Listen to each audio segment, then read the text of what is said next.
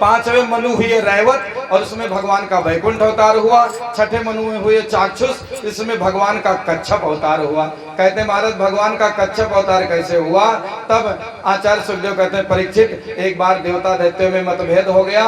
मतभेद शांत करने के लिए भगवान ने कहा समुद्र मंथन करो। अब भाई प्रोजेक्ट बड़ा है तो पार्टनरशिप करना पड़ेगा, साझेदारी में काम करना पड़ेगा। बासुकी नाग बने रस्सी, मंदराचल पर्वत बना मथनी, समुद्र को मथने पहुंच गए। भगवान ने देवताओं को कहा जो नहीं करना वही करने का जिद करना। तो देवताओं ने कहा हम सांप का मुंह ही पकड़ेंगे। मुंह सांप होता है और पूंछ छुतिया होती है। दैत्यों ने कहा मुंह हम पकड़ेंगे, तुमको नहीं पकड़ने देंगे। तो मुंह दैत्यों ने पकड़ा, जैसे मथने लगे सांप के देह में पीड़ा हुई, विष उगला, कई दैत्य अपने आप मर गए। वो पहाड़ नीचे धंसने लगा। मंथन कैसे हो? तब भगवान ने कच्छप रूप धारण करके जा करके मंदराचल पर्वत को अपने पीठ पर रोका। मंथन चालू हुआ महाराज। मंथन तो इसलिए हुआ था कि निकलेगा अमृत। अमृत तो निकला नहीं, टनोटन कालकूट नामक विष निकला। पूरी त्रिलोकी जलने लगी, हाहाकार मच गया। दैत्य देवता सब घबरा गए, देवता दौड़ गए, महाराज रक्षा करो। सारे देवता भाग गए। तब कहा भैया इससे रक्षा शंकर भगवान कर पाएंगे। शिव जी से जाकर प्रार्थना करी, प्रभु विष से हमारी रक्षा करो। भगवान ने कहा रक्षा करेंगे, ये कोई उपाय है कि विष हम पी लें, लेकिन पहले अपनी घरनी से तो पूछ लें।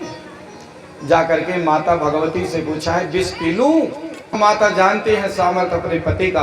उन्होंने कहा प्रभु जैसा आपको उचित लगे, जगत कल्याण हो। शिव ने विष को पी लिया, विराट रूप धारण कर लिया। ना पेट में उतारा, पेट में उतारेंगे तो जहर निकलेगा, और ना मुंह में रखा, नहीं तो बमन होगा, सृष्टि नष्ट हो जाएगी।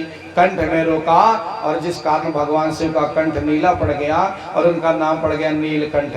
बोले नीलकंठ महादेव की जय। हरिद्वार के आगे ऋषिकेश, ऋषिकेश के आगे महाराज पहाड़ी पर नीलकंठ महादेव विराजमान हैं। अपने लोगों को जा करके उनका दर्शन करने का सौभाग्य प्राप्त हुआ। आप लोग भी गए होंगे, जो नहीं गए हैं अवश्य जाएं। बंधुओं, विष शांत हुआ, फिर मंथन शुरू हुआ। अब मंथन शुरू हुआ तो कामधेनु गौ निकली। समझौता हुआ ऋषियों को दे दो गाय से दूध, दूध से घी, घी से होन होगी, ऋषियों को दो। फिर मंथन हुआ, उच्च सर्वा घोड़ा निकला, दैत्यों के राजा बलि ने लिया। एरावत हाथी निकला, इंद्र ने लिया। कौस्तुभ मणि निकली तो महाराज नारायण ने लिया। कल्प वृक्ष निकला तो उसको स्वर्गलोक भेज दिया। लक्ष्मी जी निकली, नारायण ने लिया। बारुड़ी निकला तो उसको स्वेच्छा वर्ण के लिए भेज दिया। अप्सराएं निकली तो वह स्वर्गलोक चली गई। महाराज फिर तो अमृत का कलश लेकर के कार्तिक महीने की कृष्ण पक्ष की त्रयोदशी को धन्वंतरी महाराज निकले। बोलिए धन्वंतरी महाराज की। तभी से धनतेरस मनाया जाता है, धन्वंतरी जयंती, जो आयुर्वेद के प्रणेता है। दैत्यों ने झपट कर धन्वंतरी ऋषि से अमृत का कलश छीना और भाग गए। पुराना जमाना सब आकाश में उड़ते थे, देवता देखते रह गए कि अमृत मिला तो रह गए। अब उनके पीछे देवता भागे, दैत्य भागे, भागम भाग मच गया। और हर पार्टी में कमजोर लोग हैं और सबल लोग हैं।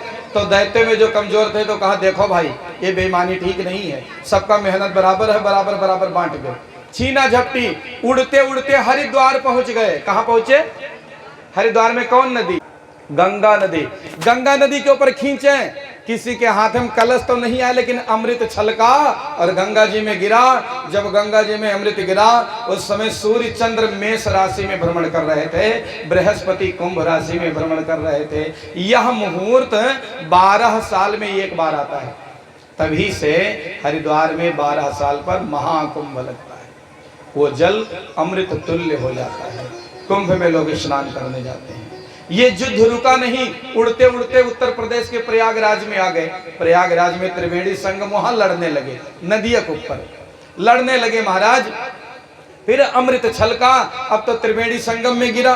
और जब प्रयागराज के त्रिवेणी में गिरा अमृत, उस समय बृहस्पति वृष राशि में भ्रमण कर रहे थे, सूर्य और चंद्रमा मकर राशि में भ्रमण कर रहे थे। यह मुहूर्त 12 साल में एक बार आता है। दूसरा कुंभ प्रयाग में लगता है। युद्ध समाप्त नहीं हुआ, उड़ते उड़ते उज्जैन चले गए। उज्जैन में शिप्रा नदी के ऊपर शुरू हुआ बवाल। तीसरी बार अमृत छलका, उस समय बृहस्पति सिंह राशि में, सूर्य मेष राशि में, चंद्र तुला राशि में भ्रमण कर रहे थे। इस योग को सिंहस्थ पर्व कहते हैं। इसलिए तीसरा कुंभ महाराज उज्जैन में लगता है 12 साल में। सबका कुंभ अलग अलग होता है महाराज, एक साथ एक ही साल में सब जगह नहीं लगता है। फिर चले गए महाराष्ट्र के नासिक में। नासिक में सुपर्णखा की नाक काटी थी लक्ष्मण जी ने, इसलिए उसका नाम नासिक पड़ा। नासिका कहते हैं नाक को। वहीं लक्ष्मण जी ने सुपर्णखा का नाक काटा था। कहाँ? नासिक में। नासिक में गोदावरी नदी के ऊपर युद्ध शुरू हुआ और चौथी बार अमृत छलका। बृहस्पति सूर्य चंद्र ये सिंह राशि में भ्रमण कर रहे थे। भगवान शिव के 12 ज्योतिर्लिंग में त्र्यंबकेश्वर महादेव भी वहीं विराजमान है। इसलिए चौथा जो महाकुंभ का स्थान बना वो बना नासिक गोदावरी नदी में। बोलो भागवत भगवान की जय। यहाँ सब पढ़े लिखे हमारे विद्यार्थी भाई बहन बैठे हैं। आपकी कंपटीशन की परीक्षाओं में आ सकता है कि कुंभ कितने जगह लगता है। इसका उत्तर है 4। कोई पूछे कहाँ कहाँ, तो हरिद्वार, प्रयागराज, उज्जैन और नासिक। ये आ जाए कि हरिद्वार में कब, प्रयाग में कब, उज्जैन में कब, नासिक में कब, ये भी हमने बता दिया। तो अब बताएंगे ठीक नहीं है, इसको आप सवेरे संपर्क करके लिखना चाहे तो लिख लें। 4 जगह कुंभ लगता है महाराज। युद्ध शांत नहीं हुआ, लड़ते रहे सब। तब तक नारद जी आ गए। नारद जी ने समझाया। उनकी प्रेरणा से भगवान नारायण ने मोहिनी का रूप धारण किया और दैत्य देवता देख करके मंत्रमुग्ध हो गए। अपरिचित स्त्री को देख करके भी लोगों ने विश्वास किया। दैत्य और देवताओं से मोहिनी ने कहा, देखो आप दैत्य हो, बलशाली हो, और बलशाली आदमी बेईमानी करे ठीक नहीं है, सबको बराबर बराबर बांटना चाहिए। तो दैत्य ने कहा, देवी जी आप बांट दो। मोहिनी रूप धारण किए नारायण कहते हैं, अपरिचित स्त्री पर भरोसा नहीं करना चाहिए, तुम लोग हम पर भरोसा न करो। तो दैत्यों का विश्वास और बढ़ गया। अगर ये विश्वासघाती होती तो ऐसा काहे कहती।